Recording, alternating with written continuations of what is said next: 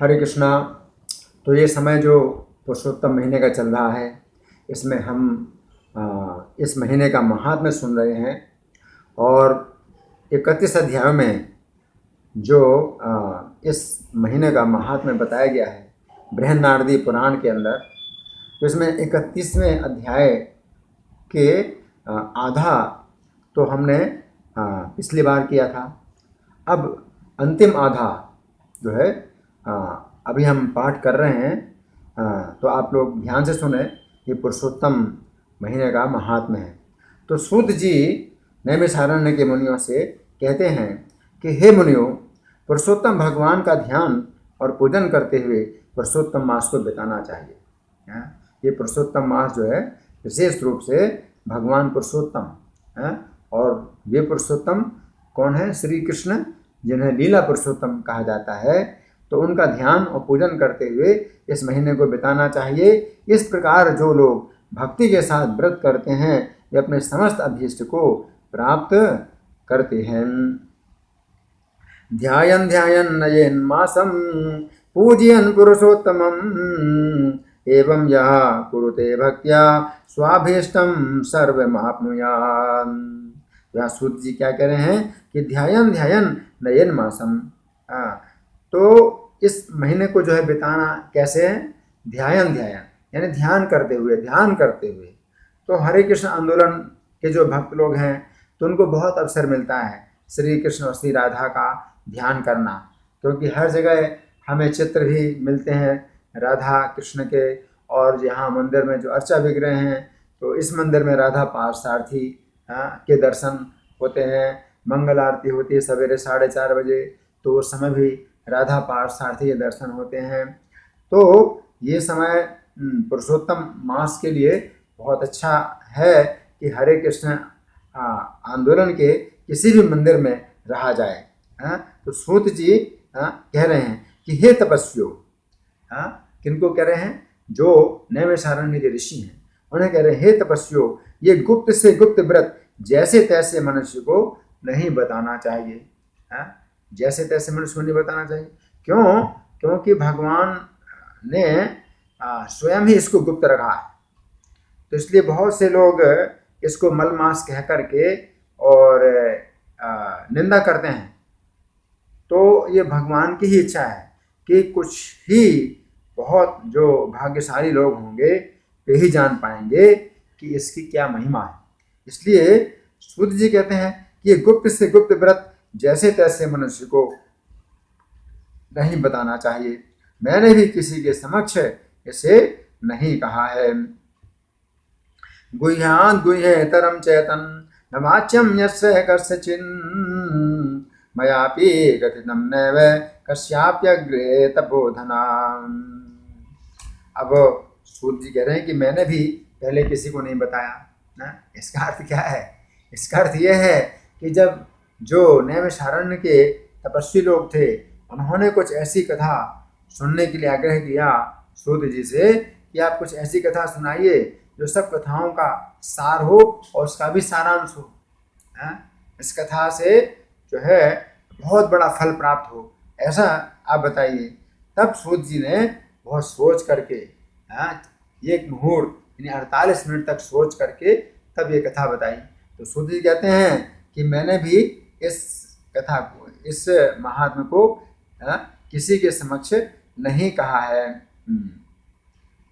हे विप्रवरो, अभिलाषा की पूर्ति करने वाले, पवित्र इस पुराण को आदर के साथ निरंतर सुनते रहना चाहिए। केवल एक श्लोक के सुन लेने से ही मनुष्यों के सब पाप नष्ट हो जाते हैं। तो बहुत शक्तिशाली ये कथा है। श्रोतव्यम एतं सततं पुराणम, श्रोतव्यम एतं सततं पुराणम अभीष्टदं पावनमादरेण श्लोके के मात्र श्रवणेन पुंसाम अघानि सर्वाणि निहन्ति विप्राम। तो क्या कह रहे हैं सूत जी कि श्रोतव्यम एतत् सततम पुराणम, इस पुराण को हमेशा सतत सुनना चाहिए। अभीष्टदं पावनम आदरेण, आदर पूर्वक सुनना चाहिए, क्योंकि ये क्या है? बहुत पवित्र है और अभीष्ट प्रदान करने वाला है। तत्फलम तत्पुण्यम श्लोक है कि मात्र श्रवणेन पुंसाम अघानी, एक श्लोक मात्र सुनने से पुंसाम अघानी, व्यक्ति के जो पाप हैं सर्वाणि निहंति विप्रा, सभी पाप नष्ट हो जाते हैं। आगे कहते हैं सूत जी कि हे मुनिवरो, गंगा आदि अखिल तीर्थों में स्नान करने से जो फल मिलता है वही फल पुरुषोत्तम मास महात्म के सुन लेने से ही मिल जाता है। गंगादि सर्व तीर्थेषु मज्जतो यत्फलम भवेन् तत्फलम शृण्वतस्तस्य माहात्म्यम मुनि सत्तमाम। तो कितना बड़ा फल है कि गंगा आदि सब तीर्थों में स्नान करे। अब कौन स्नान करेगा? गंगा आदि सब तीर्थों में कौन स्नान करेगा? इतना समय किसके पास है? अगर पृथ्वी के भी तीर्थों की संख्या देखी जाए तो 3.5 करोड़ तीर्थ हैं, तो कैसे स्नान करेंगे? तो गंगा आदि अखिल तीर्थों में स्नान करने से जो फल मिलता है वही फल पुरुषोत्तम मास महात्म के सुन लेने से ही मिल जाता है। तो सुनने में कितना बड़ा फल है? तो ये कितना आश्चर्य और कितना सरल है। गंगा आदि सर्व तीर्थेषु मज्जतो यत्फलम भवेन् तत्फलम शृण्वतस्तस्य माहात्म्यम मुनि सत्तमाम। पृथ्वी की प्रदक्षिणा करके मनुष्य जितना फल प्राप्त करते हैं, क्या संपूर्ण पृथ्वी की प्रदक्षिणा, संपूर्ण पृथ्वी की प्रदक्षिणा कौन करेगा? तो संपूर्ण पृथ्वी की प्रदक्षिणा करके जितना फल प्राप्त होता है उतना ही फल पुरुषोत्तम मास महात्म के श्रवण से हो जाता है। तो बैठे बैठे सुनने से इतना बड़ा फल प्राप्त होता है। इलाम प्रदक्षिणे कुर्वन् यत् पुण्यम लभते नरः तत्पुण्यम शृण्वतस्तस्य माहात्म्यम पौरुषोत्तमम। इसके श्रवण से ब्राह्मण ब्रह्म तेज से संपन्न हो जाता है। तो 4 वर्ण हैं, तो जो ब्राह्मण वर्ण होता है तो उसकी जो रुचि होती है वो शास्त्रों को समझने में और समझाने में होती है। तो इसका जो है फल क्या होता है? श्रवण करता है तो ब्राह्मण ब्रह्म तेज से संपन्न हो जाता है। और क्षत्रिय, जो क्षत्रिय स्वभाव का होता है तो वो जो है स्वामित्व पाना चाहता है, वो अपना अधिकार पाना चाहता है। तो जो क्षत्रिय है तो वो उसको जो है पृथ्वी का आधिपत्य प्राप्त होता है, पृथ्वी का राजा बनता है।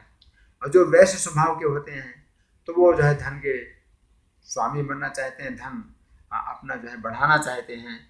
तो इसमें कहा गया कि जो वैश्य है वो पूंजीपति हो जाता है और जो शूद्र है वो उच्च अधिकारी हो जाता है। तो शूद्र को जो है विशेष रूप से सम्मान प्राप्त होता है।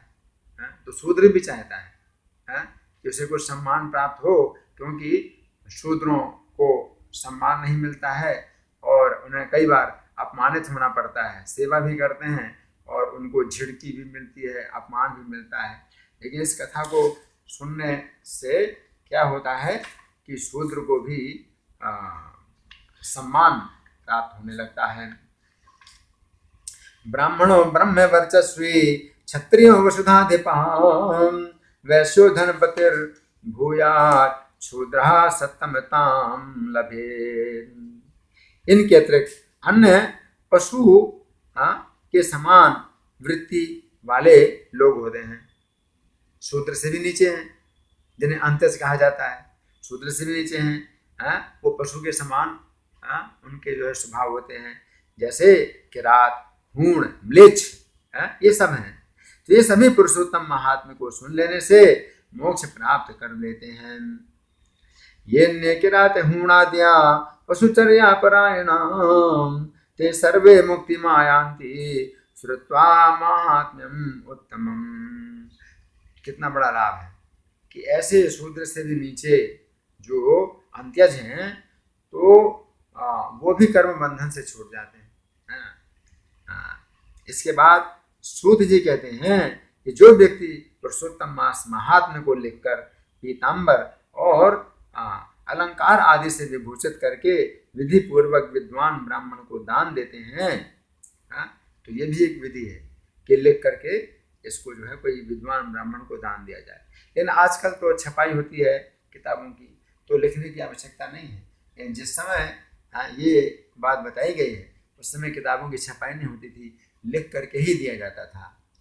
तो कोई अगर इस प्रकार से करता है तो वो अपने तीनों कुलों का उद्धार करके दुर्लभ गोलोक में चला जाता है, जहाँ गोपांगनाओं से घिरे हुए पुरुषोत्तम भगवान निवास करते हैं।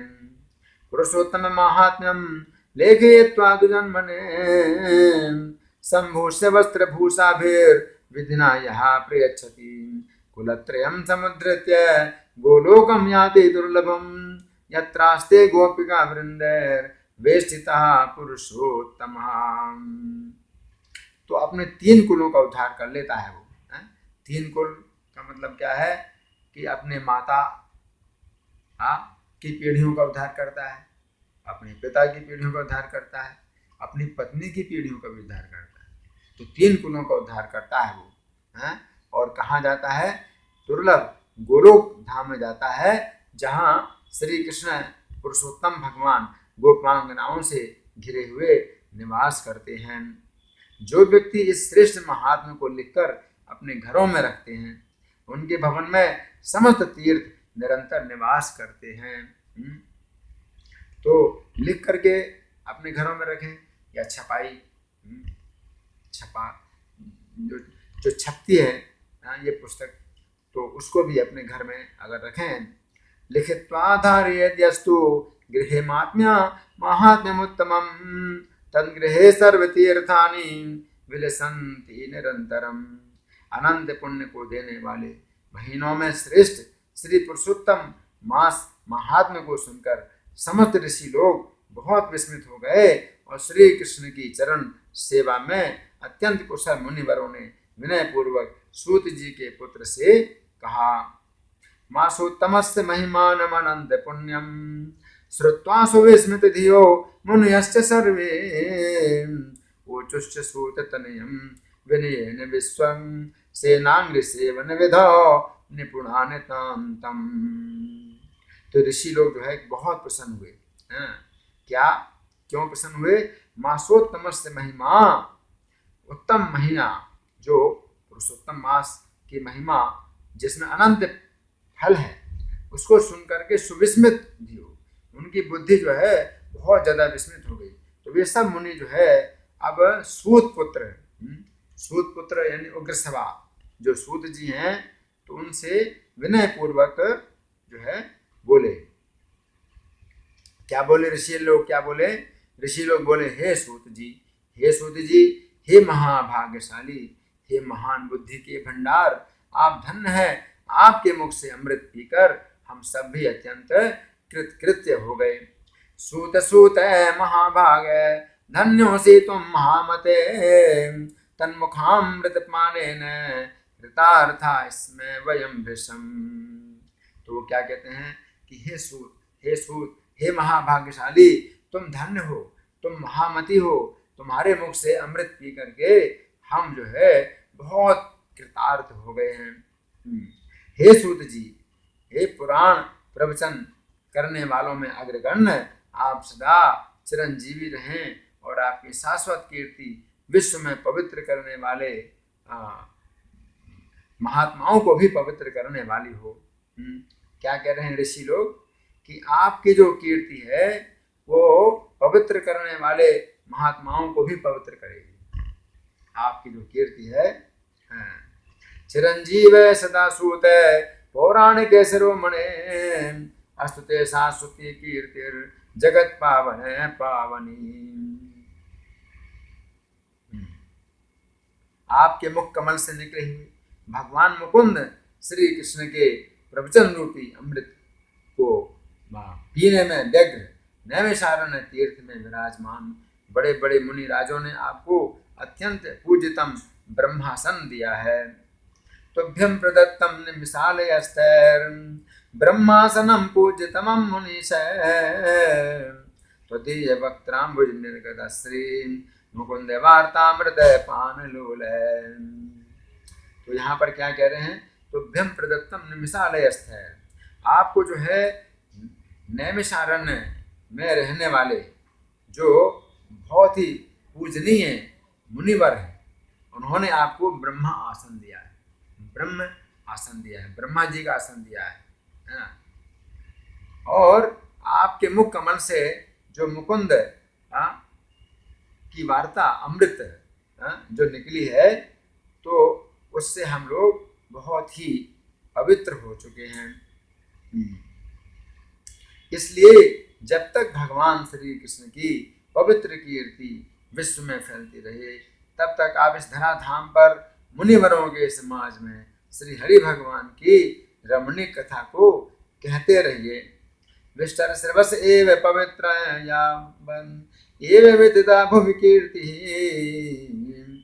विष्टर सर्वस एव पवित्र यावन एव विदिता भुवि कीर्ति, तावदत्र मुनिवर्य समाजे श्री हरेर्वद कथाम कमनीयाम। इस प्रकार ब्राह्मणों के आशीर्वाद को स्वीकार कर, समस्त विद्वानों की प्रदक्षिणा करके, पुनः नमस्कार करके सूत पुत्र उग्रश्रवा अपना कृत्य करने के लिए देव नदी गंगा जी की ओर चले गए। इत्थम द्विजाशीर्वचनम प्रगृह्य प्रदक्षिणे कृत्य द्विजान समस्तां, नत्वा गमन देव नदीं स्वकीयं कृत्यं विधातुं ससूत सूनुः।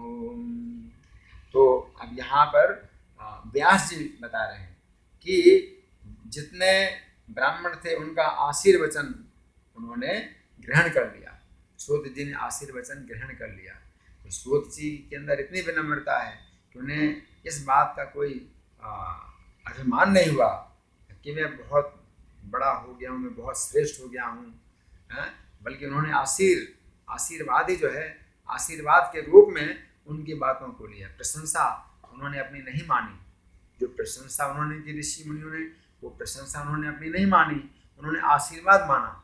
आशीर्वाद ग्रहण करके और सभी जो ब्राह्मण ऋषि मुनि थे उनकी प्रदक्षिणा की। तो ये सिर्फ शिष्टाचार है। तो सूत जी जो है उन्होंने जितने भी ब्राह्मण थे उन सब की प्रदक्षिणा की, फिर नमस्कार किया। इसके बाद फिर कहाँ गए? देव नदी यानी गंगा जी गए। स्वकीयम कृत्यम विधातुम, अपने कृत्य को करने के लिए चले गए। तब नैमिषारण्य तीर्थ के निवासी समस्त महात्मा गण आपस में कहने लगे कि प्राचीन श्री पुरुषोत्तम मास का ये सर्वश्रेष्ठ और दिव्य महात्म्य अभीष्ट मनोरथों की पूर्ति करने में वस्तुतः कल्प वृक्ष ही है। अन्योन्य मोचुर्निमिषालयस्था वरिष्ठ महात्म्यमिदं पुराणं, मासस्य दिव्यं पुरुषोत्तमस्य समाहितार्थार्पण कल्प वृक्षम। तो अन्योन्यम मोचुर, अब सूत जी तो चले गए, तो अब जितने नैमिषारण्य के निवासी ऋषि मुनि थे आपस में एक दूसरे को बता रहे हैं। अब सब एक दूसरे से बात कर रहे हैं, क्या कह रहे हैं? वरिष्ठ महात्म्यमिदं पुराणम, कि इस जो पुराण है इसका महात्म्य बहुत वरिष्ठ है। वरिष्ठ का मतलब है कि जो बहुत श्रेष्ठ है। मासस्य दिव्यम पुरुषोत्तमस्य, जो भगवान पुरुषोत्तम का दिव्य महीना है। समाहितार्थार्पण अर्पण कल्प वृक्षम, तो इसमें सभी गुण हैं, कल्प वृक्ष के सभी गुण हैं। तो कल्प वृक्ष कैसा होता है कि उसकी छाया में जो व्यक्ति आ जाए तो उसकी जो भी इच्छा होती है वो सब पूर्ण होती है। तो जो पुरुषोत्तम अधिक मास है, तो इसमें भगवान स्वयं इस महीने का महात्म्य बढ़ाने के लिए, सम्मान बढ़ाने के लिए जो इस महीने का सेवन करते हैं, इस महीने का आदर करते हैं, तो उनकी इच्छाएं भगवान स्वयं पूरी करते हैं। तो इस तरह से ये पुरुषोत्तम मास महात्म्य के 31वें अध्याय जो है पूरा हुआ। इति श्री बृहन्नारदी पुराणे पुरुषोत्तम मास महात्म्ये श्री नारायण नारद संवादे पुरुषोत्तम मास महात्म्य श्रवण फल कथनम नाम 31वां अध्याय। धन्यवाद। हरे कृष्णा।